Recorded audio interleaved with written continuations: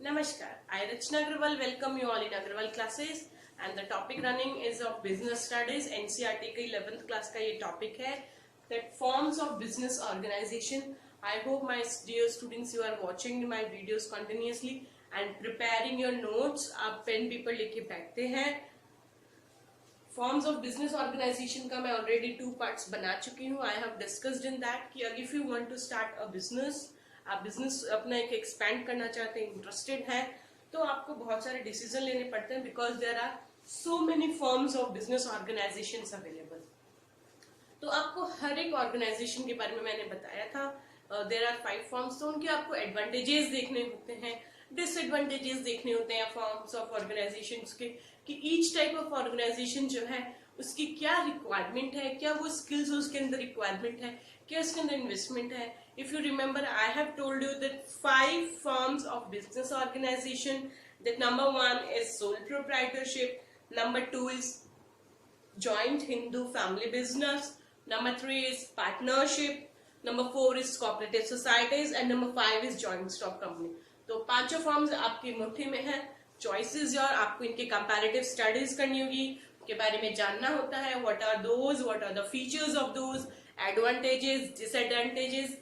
Then you have to look upon your requirements, how long and what do you want from your organization. आप किस तरीके की establish करते हैं, अपनी skills के साथ उनको match करना है. तो already जो 5 forms है उनमें से मैं first form of organization जो है sole proprietorship, detail में I have already told. If you have not watched those videos, I request you just go and watch those videos to make your strong base for this content of this chapter. And today I am going to teach the forms of business organization and the today's concerned subtopic is joint Hindu undivided family. ये एक बहुत अच्छा topic है. जो joint Hindu undivided business family जो है वो specific business organization है जो that is make it sure that is found only in India. HUF इसको हम short में बोलते हैं and this firm is only found in India and it is one of the oldest firms, my dear students and viewers. हमारी country India के अंदर जो prevalent business trends हैं उनके अंदर वन ऑफ द ओल्डेस्ट ये एक पैटर्न है. ये होता क्या है मैडम, हमको ये अभी समझाया ही कहाँ है. तो बेटा अभी समझा रही हूँ, आएगा समझ में. बने रहिए वीडियो में कंटिन्यू लास्ट तक. में बहुत इंपॉर्टेंट है इसके अंदर, स्पेशली गर्ल चिल्ड्रन और जो फैमिली में जो रहते हैं सबके लिए एक इंपॉर्टेंट टॉपिक होता है ये HUF. आप लोगों को being in Indian you should know it. So आप लास्ट तक टिल तक वीडियो में बने रहें टू नो. अगर आप HUF नहीं भी करना चाहते हैं तो आपके नॉलेज पॉइंट ऑफ व्यू से HUF आपके लिए एक बहुत इंपॉर्टेंट बिजनेस ऑर्गेनाइजेशन है जिसके बारे में नॉलेज आपको होनी चाहिए. तो जैसा कि मैंने बताया, it is one of the oldest pattern in India, एक बिजनेस फॉर्म जो है and it is only prevalent in India.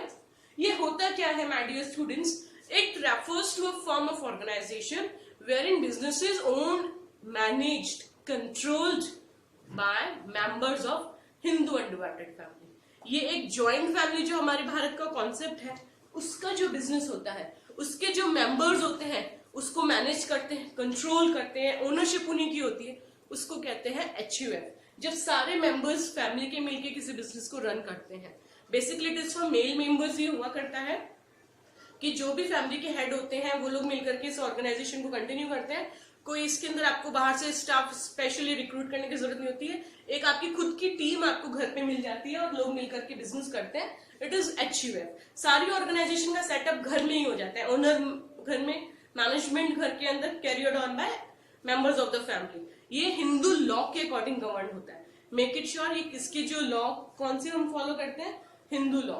तो इसके अंदर जो बेसिकली मेंबरशिप होती है, जैसे कि एक HUF आज कोई रन कर रहा है, मिस्टर राम अगर HUF रन कर रहे हैं तो मिस्टर राम के अंदर जितने भी मेल मेंबर्स होते हैं वो सभी इसके मेंबर्स होते हैं. तो मेंबरशिप आपको अलग से इसके लिए लेने की जरूरत नहीं होती. और सबसे अच्छी बात है कि जैसे ही फैमिली के अंदर HUF अगर है तो नए बच्चे का, if there is newborn, business के अंदर जैसे ही कोई नई फैमिली मेंबर का बर्थ होता है तो वो इसका टीम मेंबर बन जाता है. It is applicable for 3 successive generations.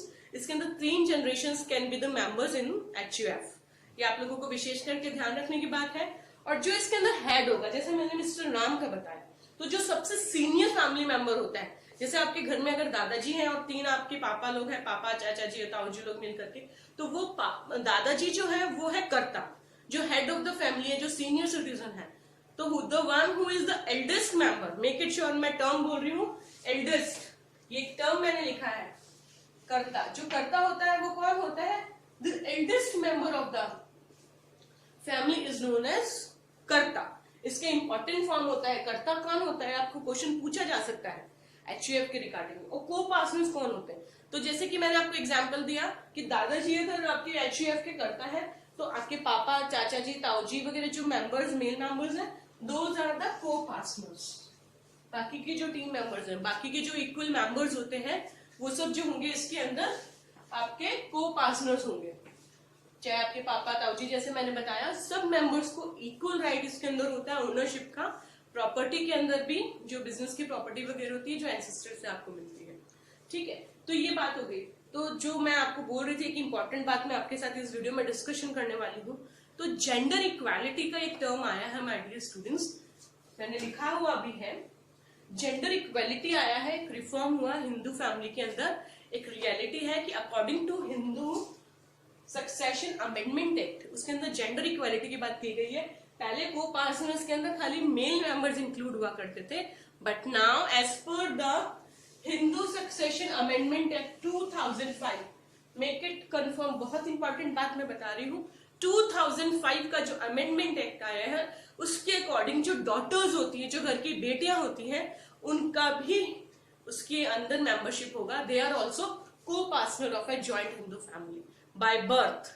पहले क्या होता था, जैसे ही बेटे का जन्म हुआ वो को पार्टनर हो जाता था, but now by birth daughter is also को पार्टनर इन एचयूएफ। ठीक है, ये बहुत इंपॉर्टेंट बात है कि at the time of partition, जैसे कि बंटवारा होता है, बिजनेस डिसॉल्व अगर होता है किसी भी तरीके के अंदर, तो अगर एचयूएफ का ज्वाइंट हिंदू फैमिली बिजनेस को अगर डिवाइडेशन होता है तो जो प्रॉपर्टी डिवाइड होगी सभी को पार्टनर्स के अंदर इक्वली डिवाइड होती है। तो अब जो होगा उसके अंदर गर्ल्स का भी राइट होगा। जो गर्ल्स चाइल्ड हैं, पहले क्या होता था, सभी बॉय चाइल्ड के अंदर डिस्ट्रीब्यूट होता था, और अगर किसी के बेटी ही है, किसी के बेटा नहीं है, तो उसको शेयर उसके बेटे के पार्ट का नहीं मिलता था। तो अब अगर आपकी डॉटर है तो उसको भी आपकी पैटर्नल प्रॉपर्टी में अगर एचयूएफ है तो उसको हिस्सा मिलेगा इररिस्पेक्टिव ऑफ द जेंडर, क्योंकि जो एल्डेस्ट मेंबर होगा वो करता होगा, अब चाहे मेल हो चाहे फीमेल हो, क्योंकि जेंडर इक्वालिटी आ गया है 2005 से। तो एल्डेस्ट मेंबर मेल भी हो सकता है, फीमेल भी हो सकता है, वो करता कहलाएगा। और जो बेटे हैं और जो बेटी हैं वो सब इसके को पार्टनर्स होते हैं। इवन जो मैरिड डॉटर्स होती हैं उनका भी इक्वल राइट होता है एचयूएफ की प्रॉपर्टी के अंदर। यूं नहीं है कि बेटी की जब तक शादी नहीं हुई तब तक ही वो को पार्टनर है, नहीं, even after marriage married daughter has equal right for in that HUF. आया आप लोगों को समझ में? अभी इसका जो इंपॉर्टेंट बहुत ज्यादा डिफिकल्ट नहीं है, बहुत इजी टिप्स में मैंने आपको समझाया है। मेरे हिसाब से अगर नहीं आया तो मैं एक बार क्विक रिव्यू कर देती हूँ। इसके अंदर दो इंपॉर्टेंट बात होती है कि फैमिली मेंबर्स इसके अंदर बिजनेस को रन करते हैं। जो हेड ऑफ द फैमिली होता है पहले मेल का हुआ करता था तो उसको कर्ता बोलते थे, और बाकी के जो मेल मेंबर्स होते थे उनको को पार्टनर्स बोलते थे। एंट्री ऑफ न्यू मेंबर बहुत इजी थी, बाय बर्थ हो जाता था, आप उस टीम के अंदर जुड़ जाते थे।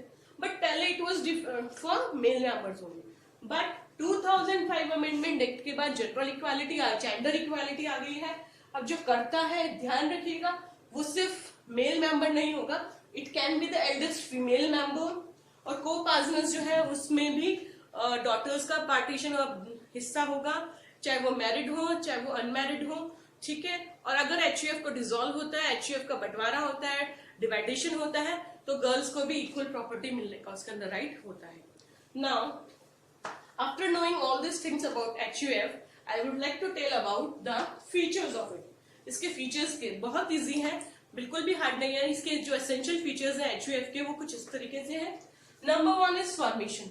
इसकी फॉर्मेशन जो है बहुत इजी है, मिनिमम 2 मेंबर्स होने चाहिए। एंसेस्ट्रल आपके पास में प्रॉपर्टी, एंसेस्ट्रल प्रॉपर्टी मतलब पुश्तैनी, जो आपके पेरेंट्स से आपको इनहेरिटेंस विरासत में मिलती है, एंसेस्ट्रल आपके पास में प्रॉपर्टी होनी चाहिए। तो बिजनेस के अंदर कोई विशेष एग्रीमेंट की जरूरत नहीं है, क्योंकि मेंबरशिप लेने के लिए आपको सिर्फ फैमिली का मेंबर होने की जरूरत होती है, बाय बर्थ आपका इसके अंदर हो जाता है। और it is govern by Hindu succession act. Hindu succession act के द्वारा ये गवर्न होता है। और हिंदू सक्सेशन एक्ट कब का है माय डियर स्टूडेंट्स? 1956। ये आप जरूर ध्यान रखेंगे, Hindu succession act 1956। Then comes the next point is liability. बहुत इंपॉर्टेंट पॉइंट होता है किसी भी फॉर्म ऑफ ऑर्गेनाइजेशन का हो, लायबिलिटी एक बहुत इंपॉर्टेंट पॉइंट होता है। उसको आप जरा ध्यान से सुनिएगा, समझिएगा। अगर डिस्ट्रैक्शन हो रहा है तो बीच में एक बार रुक जाइए, ध्यान से सुनिए जो मैं कहने वाली हूँ। पॉज प्ले करके चाहिए आप लिख लीजिए अपने पेन पेपर के अंदर, क्योंकि लायबिलिटी का कॉन्सेप्ट आपको क्लियर होना जरूरी है। लायबिलिटी क्या होती है माय डियर स्टूडेंट्स? इसके अंदर एक्सेप्ट द कर्ता, सिर्फ एक कर्ता को छोड़ दो आप, बाकी सब जितने भी को पार्टनर्स हैं उन सभी की लायबिलिटी लिमिटेड होती है। जितना आपका प्रॉपर्टी के अंदर हिस्सा है उतनी ही आपकी लायबिलिटी है। बट जो कर्ता होता है उसकी लायबिलिटी अनलिमिटेड होती है। कर्ता की लायबिलिटी अनलिमिटेड होती है और को पार्टनर्स की जितनी भी लायबिलिटी होगी according to the share of their part in the property, उनके जितना हिस्सा बिजनेस के अंदर है उतना ही उसका उनकी पर्सनल प्रॉपर्टी का होगा। मतलब उससे अनलिमिटेड लायबिलिटी। पर्सनल प्रॉपर्टी अगर डेब्ट्स को पे ऑफ करना है तो पर्सनल प्रॉपर्टी कर्ता की सेल आउट हो सकती है, not of the copartners. Then comes the next point is control. Liability को आपने बहुत अच्छे से समझा, वेरी गुड। अब हम समझते हैं कंट्रोल। कंट्रोल क्या होता है my dear students and viewers? The control of the family business lies with the karta. इसका जो कंट्रोल होता है, पूरा मैनेजमेंट जो होता है बेसिकली डिसीजन मेकिंग का, वो हेड जो होगा उसका होता है। और जो हेड होता है उसको हम कहते हैं कर्ता। वो सारे डिसीजंस लेते हैं, who is the authority to manage the business. उसी के डिसीजंस, जैसे पहले की जॉइंट फैमिलीज को अगर आप जानते हो तो इसीलिए आपने सुना होगा कि जो बड़े कह देंगे वही होगा, क्योंकि उनके पास अथॉरिटी बिजनेस की भी हुआ करती थी, है ना। तो उनके पास जब बिजनेस की अथॉरिटी होगी तो मालूम है कि सारा खेल पैसा पैसा, सबका सब, जिसके हाथ में पैसा है उसी की चलेगी। सारी प्रॉपर्टी लायबिलिटी की जिम्मेदारी कर्ता जी लेके बैठे हैं, तो कर्ता के ही डिसीजंस इसके अंदर चलेंगे और उसके डिसीजंस जो होंगे कर्ता के, वो बाकी को पार्टनर्स को मानने होते हैं। They are bound to follow those orders. Control हो गया, लायबिलिटी हो गया, फॉर्मेशन हो गया। Then comes the next one is continuity. बहुत ज्यादा लंबा वीडियो ये नहीं होने वाला है। आई होप कि आप लोगों को समझ में आ रहा है कि ये अभी इसका जो नेक्स्ट पॉइंट है वो है कॉन्टिन्यूटी। कॉन्टिन्यूटी क्या होती है कि बिजनेस जो है तभी तक कंटिन्यू होगा, कब तक कंटिन्यू होगा, ये आपके मन में क्वेश्चन है। तो माय डियर स्टूडेंट्स, अगर कर्ता की डेथ हो जाती है तो क्या बिजनेस को डिसॉल्व कर दिए? नहीं भाई, बिल्कुल नहीं। अगर कर्ता की डेथ हो गई है तो जो नेक्स्ट एल्डेस्ट मेंबर होगा वो उसका हेड हो जाएगा, वो कर्ता बन जाएगा और बाकी बिजनेस वैसा का वैसा चलता रहेगा। फॉर एग्जाम्पल, दादाजी करता है और किसी कारणवश दादाजी की डेथ हो गई, तो जो सबसे बड़ा घर के अंदर फैमिली मेंबर है नाउ आफ्टर 2005, अगर दादी जी हैं तो वो बन जाएंगी। ये जो घर के सबसे बड़ी लेडीज या जेंट्स में जो भी होगा वो बन जाएंगे, चाहे बेटा हो चाहे बेटी हो। The eldest member will be the कर्ता। ठीक है, तो कंटिन्यूटी की मैं आपसे ये बात कर रही हूँ कि अगर कर्ता की डेथ हो जाती है तो जो नेक्स्ट एल्डेस्ट मेंबर होगा वो कर्ता बन जाएगा। आप इस चीज को ध्यान रखेंगे। ये नहीं करेंगे कि बॉय होगा वही बनेगा, नहीं। If daughter is eldest it can be daughter also. तो बिजनेस जो होगा वो कंटिन्यू रहेगा, स्टेबल रहेगा। हाँ, आप चाहें तो बिजनेस को आपके विश के म्यूचुअल कंसेंट, सब आपसे सहमति से कि अब बापूजी तो गए या पिताजी तो गए, अब हम लोग इस बिजनेस को नहीं करना चाहते, नहीं बनती है और हम इसको डिसॉल्व करना चाहते हैं, तो म्यूचुअल कंसेंट से सारे जो मेंबर्स हैं को पार्टनर्स म्यूचुअल कंसेंट से इसको टर्मिनेट भी करना चाहें तो कर सकते हैं। अदरवाइज टर्मिनेशन का कोई रूल नहीं है कि अगर कर्ता की डेथ हो जाती है तो एचयूएफ को आपको टर्मिनेट करना पड़ेगा। No, it is completely dependent on the mutual consent of the members. Is that fine with you? Then comes the next one, that is minor members. Minor members क्या होते हैं माय डियर स्टूडेंट्स? जो 18 साल से छोटे होते हैं। But इसके अंदर तो आपको पता ही है कि बाय बर्थ आपको मेंबरशिप मिल जाती है, तो एचईएफ के अंदर माइनर्स भी मेंबर्स होते हैं। ओके, आई होप आप लोगों को समझ में आया होगा। बहुत इजी सा है। लाइक करें मेरी वीडियो को, सब्सक्राइब जरूर करें।